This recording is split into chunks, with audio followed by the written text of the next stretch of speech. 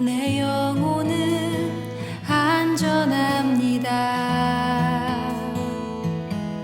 주 손길로 내 삶을 안으시니 그 평강이 나를 덮습니다. 내 아버지. 할렐루야. 우리 잠언서에 보면은 마른 떡 한 조각만 갖고도 제육이 가득한 집보다 낫다라고 하는 말씀이 있습니다. 이 말씀의 의미를 우리가 잘 알지만 가정에 아무리 물질이 부요해도 가정에 화목하지 않으면 아무런 소용이 없다 하는 그런 의미죠.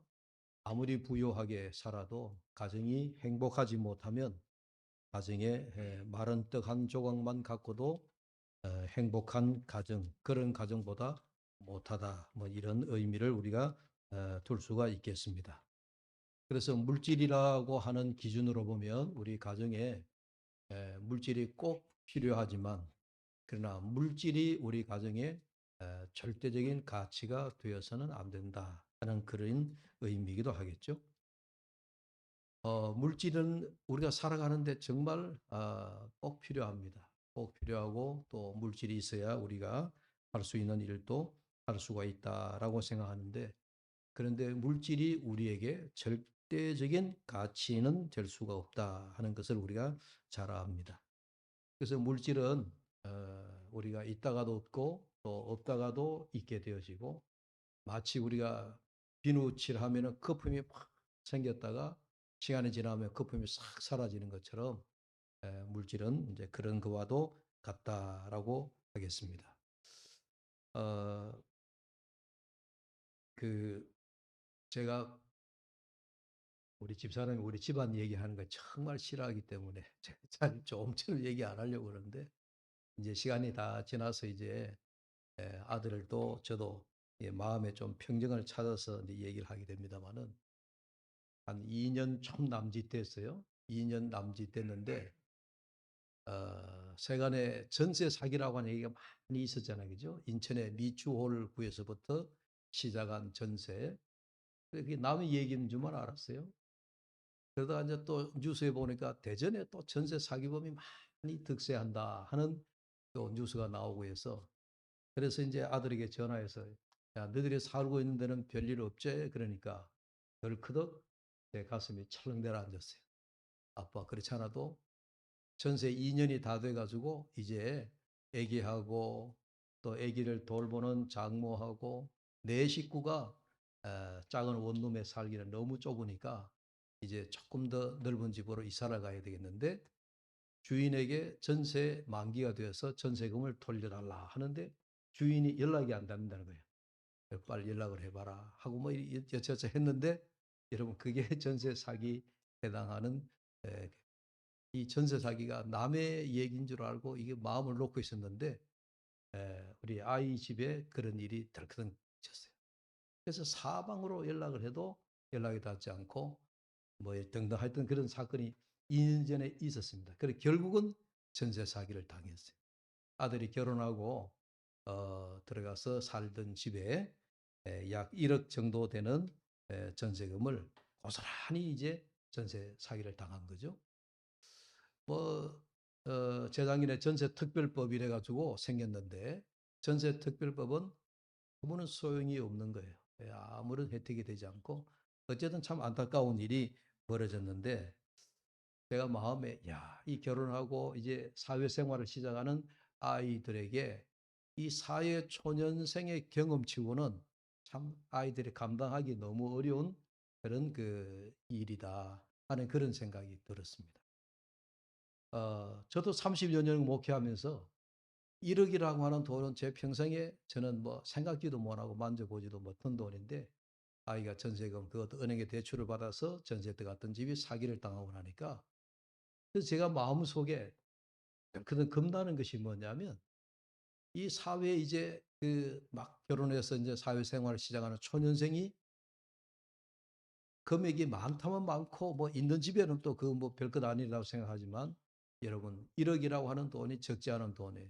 그래서 아이들의 마음 속에 그 1억이라고 하는 그 금액 때문에 사회를 바라보는 눈과 또 사람에 대한 관계가 허물어지고 깨어지고 부정적이 되고 사회를 믿지 못하는 그런 마음이 생기면 어떡하나 제가 굉장히 걱정이 많이 되었습니다.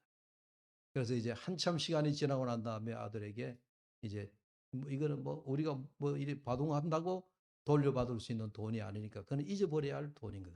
그래서 아들에게 아들아 돈은 있다가도 없는 것 또 하나님이 채우시면 채우실 것이고 그러니 잊어버려라 잊어버려라 잊어버리고 네가 새롭게 시작한다 생각하고 그렇게 잊어버리라고 마음을 도닥거려 주는데 그렇게 말하는 제 아비의 마음은 물론 편치가 않았습니다만은 아무튼 아들이 그 위기를 잘 극복하고 지금 마음의 안정을 찾고 그렇게 지내고 있습니다.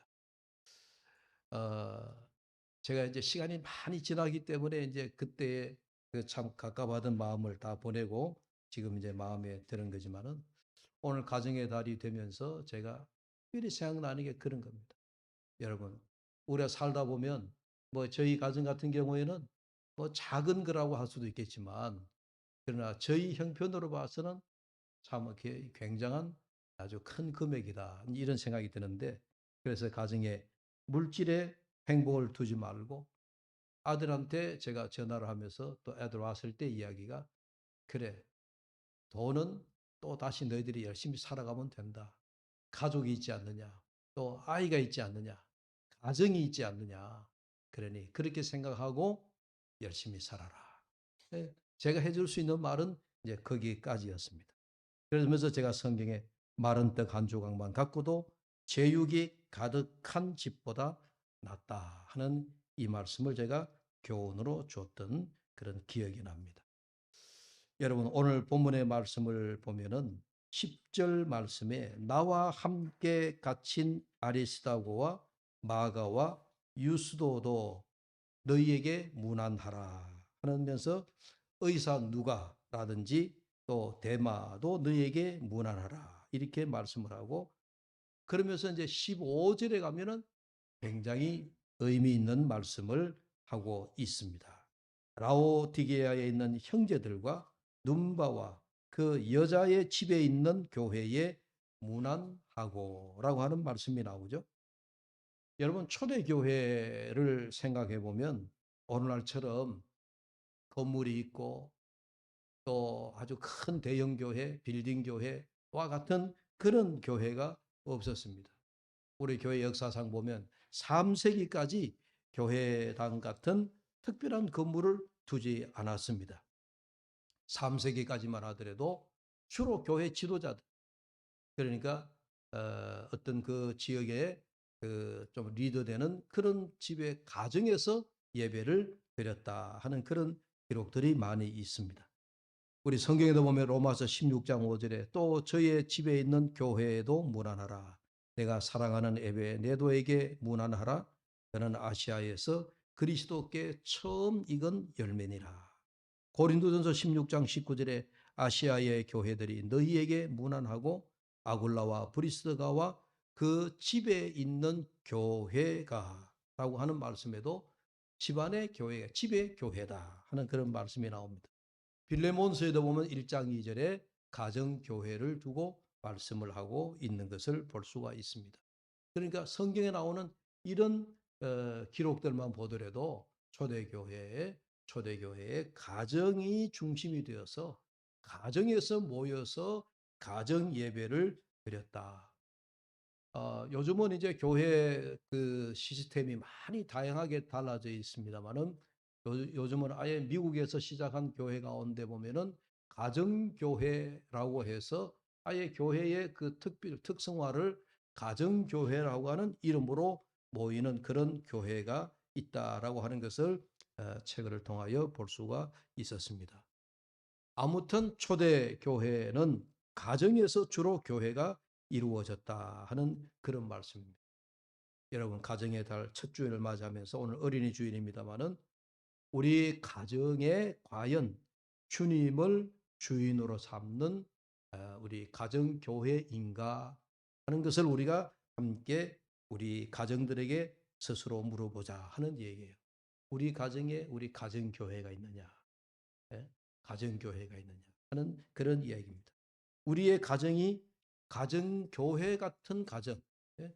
교회 같은 가정의 어떤 그런 형상, 형태, 어떤 그런 분위기, 그런 그 교회의 가정이 우리의 가정인가 하는 것을 우리가 물어야 됩니다. 제가 5월이 되면은 가정 같은 교회, 또 교회 같은 가정, 우리가 그런 이제 하나님 뭐라 그럴까요? 우리 슬로건이 되어져야 됩니다. 물론 5월 한 달 만에 아니고 우리가 1년 12달, 365일 우리의 삶의 터전 가운데 가장 많이 자리 잡고 있는 곳이 우리의 가정입니다. 직장보다도 우리의 가정이 훨씬 가족들이 머무는 시간이 많습니다. 예. 그래 보면 우리 교회는 일주일 중에 우리가 한두 시간 이렇게 모였다가 헤어지잖아요. 그러나 여러분 가정으로 돌아가면 여러분의 가정은 가족들과 함께 물론 1인 가정들이 많아서 여러분 그런 분위기를 잘 안 날 수도 있겠습니다만은 그러나 그런 1인 가정을 제외하고는 우리의 가정이 항상 교회 같은 그런 분위기를 만들어 가야 된다 하는 그런 말씀입니다. 오늘 골로새서 말씀에 등장하는 이 교회도 이런 보십시오. 라오디게아에 있는 형제들과 눈바와 그 여자의 집에 있는 교회에 문안하고 이 골로새서 4장 이 바울이 옥중에서 쓰는 편지글 가운데서 바울의 머릿속에 지금 어느 지역에 가면 어느 가정을 중심으로 해서 교회가 이루어지고 있구나. 또 어느 지역을 생각하면 바울의 머릿속에 그 지역은 어느 누구를 중심으로 교회가 가정 예배를 드리고 있구나. 바울의 머릿속에는 그런 것들이 다 빼어지고 있다는 얘기예요. 그것이 바로 오늘 골로새서 마지막 4장에서 나오는 말씀의 내용이라고 할 수가 있습니다.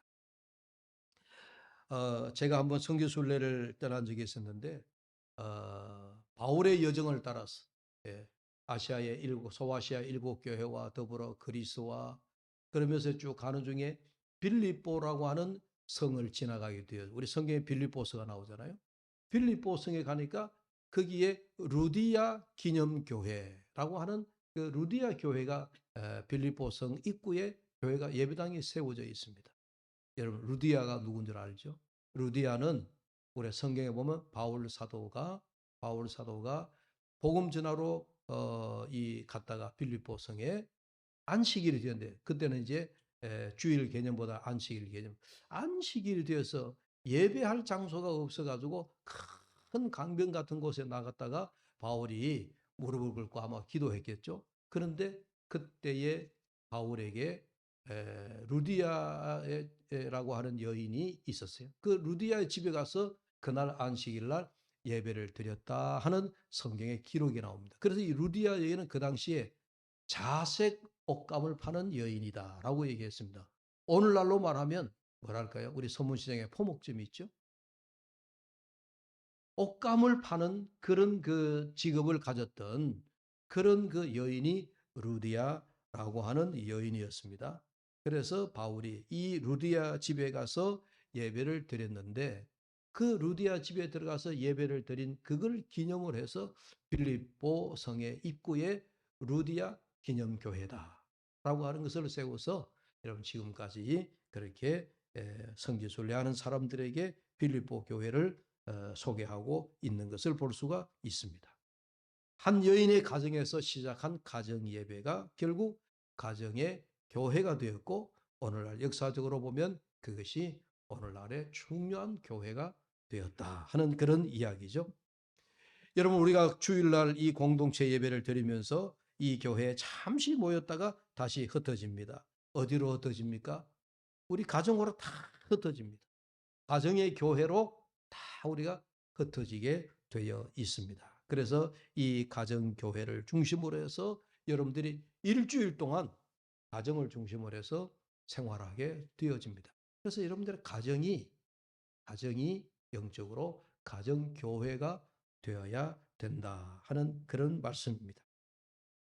저는 우리 기독교가 가정의 교회라고 하는 것을 비평가하고 싶습니다. 왜냐하면 하나님께서 인류 창조 때부터 우리가 창세기에 보면 에덴 동산을 만드시고 최초의 가정을 만드셨습니다. 아담과 하와라고 하는 가정을 두었습니다. 그 가정을 통해서 하나님이 인류를 발전시켜 나가셨습니다. 창세기 12장에 보면 하나님께서 아브라함이라고 하는 한 가정을 부르셔서 그 가정을 통하여 이스라엘 민족이라고 하는 대민족을 만드실 계획을 가졌습니다. 출발이 다 어디입니까? 가정입니다. 최초로 가정을 만드신 하나님께서 가정을 통해서 역사하시고 가정을 통해서 민족을 만드시고 나라를 만드시고 역사를 만들어가는 그런 하나님이신 것을 우리가 알아야 됩니다. 그래서 저는 우리 교회가, 우리 기독교가 가정을 굉장히 소중히 여기는 교회다. 가정을 굉장히 소중히 여겨야 된다 하는 점에 대해서 굉장히 기쁘게 생각합니다. 요즘은 시대가 참 많이 바뀌었어요. 어제도 9시 뉴스를 마치고 특집으로 우리 인구가 너무 절벽으로 인구가 감소되고 특히 우리 젊은 세대들이 1인 뭐랄까요? 비혼 세대, 그러니까 결혼을 하지 않는 세대가 점점 늘어나고 또 결혼을 했더라도 자녀를 놓지 않는 그런 그 세대가 점점 늘어가서 앞으로 2050년 정도 되면 여러분 1인 세대, 1인 가정이 우리나라 전체 인구의 80%가 된다 하는 그런 통계 이야기를 하더라고요. 여러분 이건 정말 우리가 언제 오늘날과 같은 이런 세대가 오리라고는 20년 전, 30년 전 아무도 우리가 생각을 못 했습니다.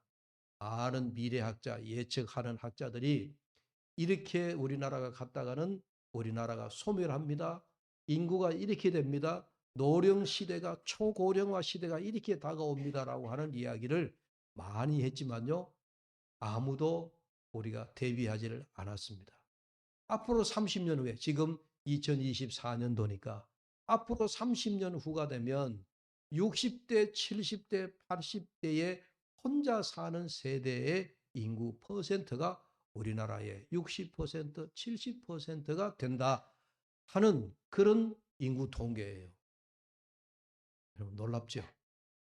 그런 세대, 그런 사회가 된다라고 여러분 한번 상상해 보십시오. 지금도 우리가 젊은 세대, 결혼하지 않는 세대, 결혼하더라도 자녀를 놓지 않는 세대. 그래서 지금 우리 아이들이 점점점 다음 세대가 사라져가고 있는 그런 우리가 참 어려운 세대를 살고 있는데 우리 기독교 가정은 하나님께서 가정을 만드셨고 하나님이 에덴에서 우리 가정을 창설하시고 그리고 그 가정을 통해서 하나님이 인류를 발전시켜 나갔다는 얘기예요. 그래서 우리 기독 청년들은 결혼하셔야 돼요. 할렐루야. 우리 염기훈 선생이 야멘 크게 해야 되는데 총각이 예, 그렇습니다. 여하튼 우리 가정에 우리 장로님 가정에도 또 우리 권사님의 가정에서도 우리 자녀들을 이게 기독교적인 가정은요 결혼을 해야 돼. 목사님 책임질랍니까? 이러면 제가 여러분들에게 할 말이 잘 없는데 그러나 성경적이에요. 성경에 가정을 만드셨기 때문에 하나님이 가정을 창설하셨기 때문에 가정을 이루어야 된다 하는 그런 이야기입니다. 오늘 본문의 말씀에 가정교회를 제가 말씀을 드리는데 우리가 가정교회를 두려면 그렇다고 해서 여러분들이 우리 대구 두레교회라고 하는 공동체 이 교회를 무시하고 여러분 가정교회만 두라 그런 얘기가 의미 아닌 건 아시죠?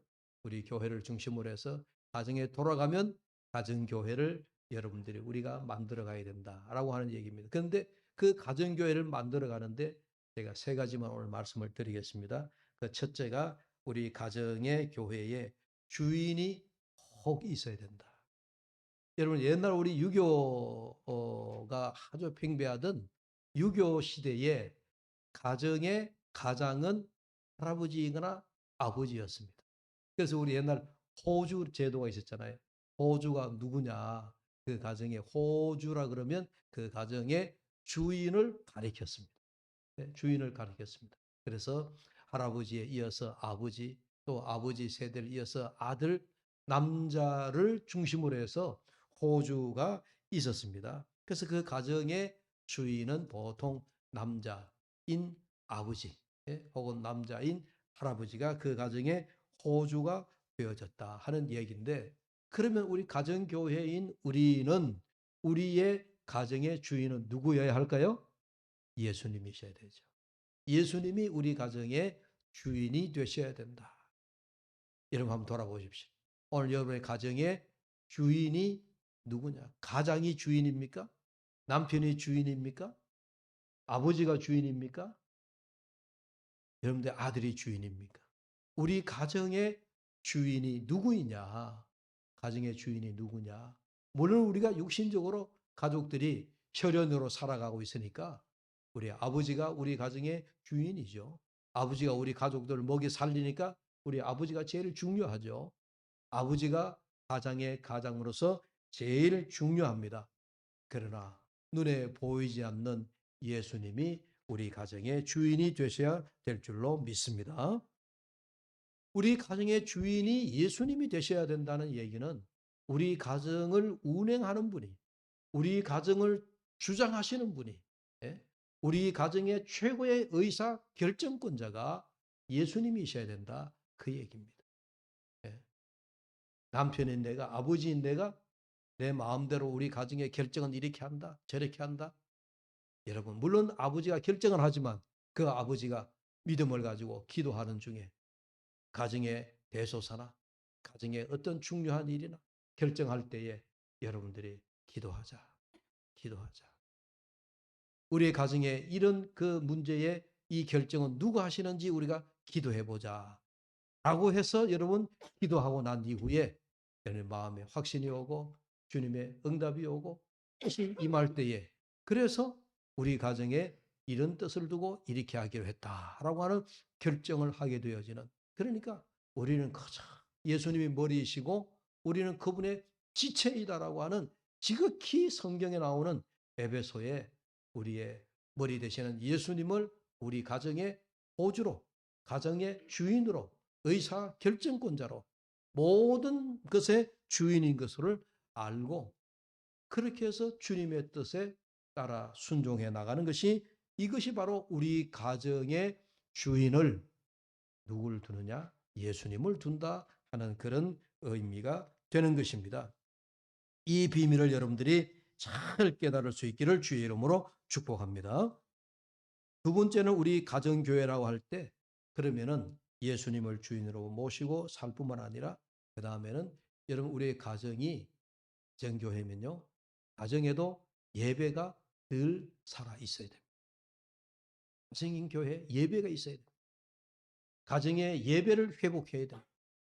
이 5월달을 통해서 여러분들의 가정에 모쪼록 이제 오늘 우리가 예배를 드리고 이제 가정으로 돌아가시면 여러분들이 가정의 가정 예배를 꼭 드립니다.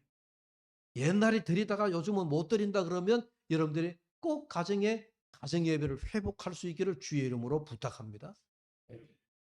여러분 코로나 때에 우리가 대면 예배를 드리지 못했을 때에 여러분들 가정에서 가정 예배를 드렸죠. 예배에서 드리지 못하니까 교회에서 모여서 공동체 예배를 못 드리니까 여러분 가정에서 그래도 우리 가정 예배를 드리자 해서 아마 가정 예배를 드리신 가정들이 있을 겁니다. 여러분 그 가정 예배를 꼭 회복하십시오. 가정의 가정 예배를 통해서 하나님이 여러분 가정에 은혜를 주실 겁니다. 가정의 예배를 통해서 여러분들의 문제가 해결될 것입니다. 여러분들이 가정에서 드리는 예배를 통해서 여러분들에게 주어진 문제들이 해결될 뿐만 아니라 여러분들의 기도에 응답이 이루어질 겁니다. 가정 예배를 드리셔야 돼요. 가정 예배. 제가 이렇게 강조하지만요, 목사인 저도 여러분 정말 가정에서 가정 예배를 드린다는 게 정말 쉽지가 않아요. 그것도 더군다나 저는 매일 하루에 한 번씩 가정 예배를 드리려고 가급적이면 요즘은 저희 이 자리에서 새벽 기도를 못하니까 아침에 눈을 뜨면 집사람과 함께 성경을 펼쳐놓고 성경 통독을 읽어나가면서 가정예배를 드리는데, 그러나 어떤 날 보면 제가 다른 일을 바빠서 나가다 보면 아침에 못 드릴 때가 있잖아요. 아마 여러분들 가정은 아침에 출근하기 바쁘죠. 아침에 모두가 제가 학교 가고 출근하고 일이 챙기시느라고 아마 아침에 이른 아침에 여러분 가정예배 드리기가 매우 어려울 겁니다. 그래서 여러분 매일 가정예배를 드리지 못하더라도 여러분 주말은 좀 시간이 한가하잖아요. 요즘 토요일 날은 그래도 여러분들 직장이 좀 쉬잖아요. 토요일 한 번만이라도 가정예배를 드려요. 일주일에 한 번만이라도 여러분 가정예배 드리셔야 돼요. 가정예배를 드리는 것과 가정예배를 드리지 않는 것과는 여러분들의 가정의 온 식구들의 믿음과 영적인 상태가 달라집니다. 달라집니다. 여러분들이 마음의 심령이 메마르고 여러분들의 마음에 답답하고 뭔가 여러분들의 마음에 맺힌 것이 많으십니까? 가정에서 예배를 드리면서 여러분이 기도도 하고 찬송도 부르고 그 가정에서 드려지는 예배에 또 다른 하나님의 은혜의 샘물이 솟아날 줄로 믿습니다. 그래서 여러분들이 가정 예배를 꼭 드리시기를 주의 이름으로 권면합니다. 마지막으로 여러분들의 가정에 가정교회에 마지막으로 세워야 할 것 하나 있습니다. 그게 가정교회의 비전을 세우시라 이렇게 권하고 싶습니다. 교회의 머리 되신 예수님, 가정교회의 머리가 되시고 주인이 되시는 주님의 말씀에 순종하는 것이 무엇인지를 늘 가족들과 함께 여러분들이 말씀을 나누셔야 됩니다. 특히 여러분들의 가정교회의 비전을 여러분들이 서로 세우고 비전을 만드시기를 바랍니다. 제가 지난 한 6개월 동안에 이웃교회 임직식이다 혹은 무슨 이웃교회 교회 헌당식이다 이런 교회 이웃교회 행사에 제가 많이 가서 이제 임직식에 참여하는 중에 우리 노예 관할 안에 어느 교회 임직식에 갔다가 그 임직식에서 매우 감동적인 한 장면을 제가 봤습니다. 은퇴하시는 장로님, 은퇴하시는 장로님이 이제 그 교회에 은퇴 장로 예배를 드리면서 장로 은퇴식을 하면서 이제 장로님을 소개를 하는데 이렇게 소개했습니다. 이 모 장로님은 세계 각곳에 예배당을 한 10여 개를 평생 세워서 헌납하셨다 하면서 그 세운 교회들을 쭉 소개를 하는 거예요. 캄보디아의 무슨 교회, 인도의 무슨 교회, 필리핀의 어떤 교회, 또 자기 러시아의 어떤 교회 이러면서 쭉 세웠던 그 교회들을 소개를 하는데 한 교회 개수가 한 10개 제가 얼핏 이렇게 들으면서 세워보니까 한 10개 정도 교회를 세계 각곳에 세웠습니다. 장로님이 70에 은퇴하시면서 여러분 1년에 한 교회 세우기가 아마 어려우실 겁니다. 2, 3년, 4, 5년마다 교회를 하나씩 세웠다 셈쳐도 여러분 그렇게 보면 이 장로님은 평생에 장로님이 교회 없는 곳에 교회 없는 아주 불모지에 예배당을 세워서 헌당을 했던 그런 일이라 그러면 아마 평생을 두고 아마 이 장로님은 예배당을 건축하는 일에 온 힘을 기울였던 것 같습니다. 근데 그 일을 장로님 혼자만 한 게 아니었습니다. 그날 가족을 소개하는데 부인 권사님과 그리고 나중에 결혼한 자녀들 그 부부 세대들까지 나중에 장로님이 혼자 힘이 벅찰 때는 자녀들이 함께 참여해서 온 가족이 이렇게 교회를 세워가는 일에 헌신을 했다 하는 그 이야기를 듣고 그러면서 은퇴하는 그날에 그 장로님이 간단한 한 100여 페이지 되는 간정집을 만들어서 그날 임직식에 참여한 모든 분들에게 선물로 나누어 주었던 것을 제가 기억을 하고 있습니다. 여러분, 우리의 가정은 하나님 앞에 어떤 비전을 가지고 있는지 그래서 여러분들이 오늘 말씀을 들으면서 여러분 평생 여러분 가정에 가정 비전을 세우십시오. 가정의 비전을 세우셔서 하나님 앞에 그 비전을 두고 기도하십시오.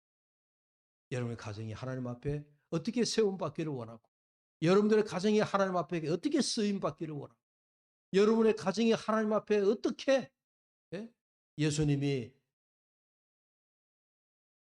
나귀를 타고, 어린 나귀를 타고 가면서 예루살렘 입성을 하실 때에 그 어린 나귀를 끌고 오라 하실 때에 누가 왜 나귀를 끌고 가느냐 얘기를 하거든. 주가 쓰시겠다라고 해라 라고 하시는 말씀처럼 주님께서 여러분들을 어떻게 쓰실지 여러분들이 가정의 비전을 세우신 대로 하나님께서 그 비전을 여러분들이 감당하게 하실 줄로 믿습니다.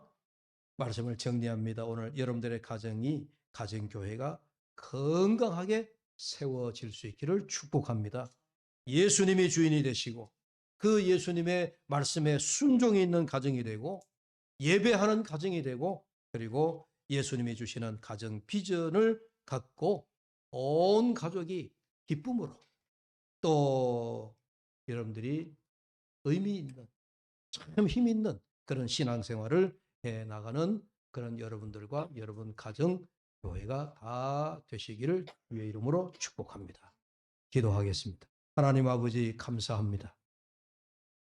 5월 가정의 달을 맞이하여 특별히 어린이 주일 첫 주일을 맞이하면서 우리 가정들이 주님이 기뻐하시는 가정교회가 되기를 이 시간에 간절히 소망합니다. 그리하여 우리 두레교회 성도들 가정이 하나님이 기뻐하시는 교회가 되게 하시고, 주님의 기뻐하심을 입은 교회가 또 주님의 뜻을 순종하고 주님의 뜻을 이루어가는 아름다운 우리 모든 성도들의 가정 교회가 되게 축복하여 주시옵소서. 예수님의 이름으로 기도하옵나이다. 아멘. 주